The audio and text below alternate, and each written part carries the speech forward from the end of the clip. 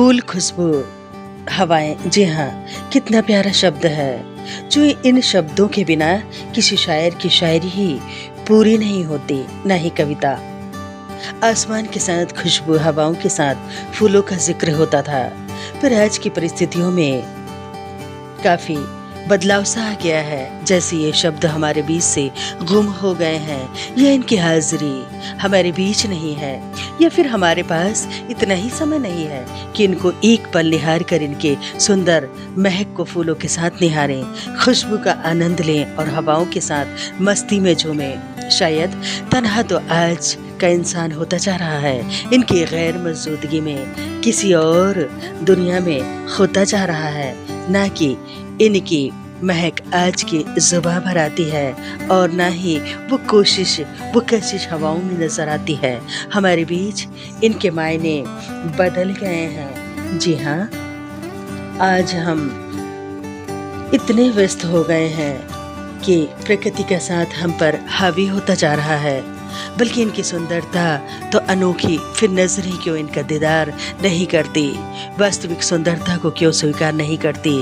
क्या हम इनके साथ अपने आप महसूस नहीं करते? बेशक करते हैं। समंदर की लहरों में जब भी तूफान आता है, वह हमेशा अपनी ओर आकर्षित करता है, खूबसूरत दृश्य बनाता है।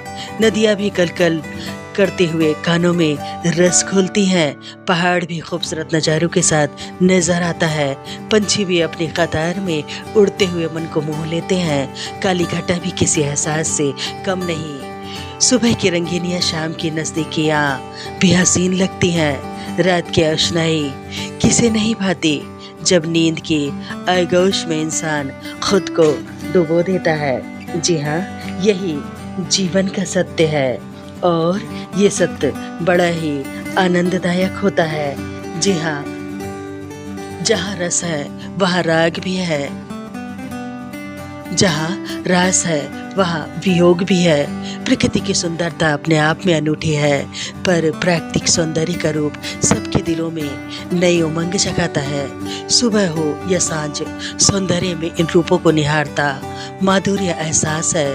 प्राचीन काल पुरातन संस्कृति में हर चीज की एक विशेषता थी, पर आज वह लुप्त होती जा रही है। मानव के हृदय में जो छवि कभी इन नज़ारों को देखकर रची जाती थी, उसका सौंदर्य कहीं खो गया है। जो भाव पेड़ पौधों, पंछियों, नदियों, हवाओं की ओर था, आज बस लौकिक आईना बनकर क्षणिक मात्र रह गया है। समय की भागम भाग में सोचने तक का समय नहीं, बस गुम होती हर तस्वीर नजर आती है। नजर आता है तो तनाव, चलती फिरती सड़क, आपसी चकाचौंध, बस फूल, खुशबू, हवाओं का जिक्र तो सिर्फ शेर शायरी से शुरू होकर वही खत्म होता नजर आ रहा है। कायनात की खूबसूरती अब प्रदूषण में तब्दील होती नजर आ रही है। टॉपिक अच्छा लगे तो लाइक एंड सब्सक्राइब ज़रूर करें।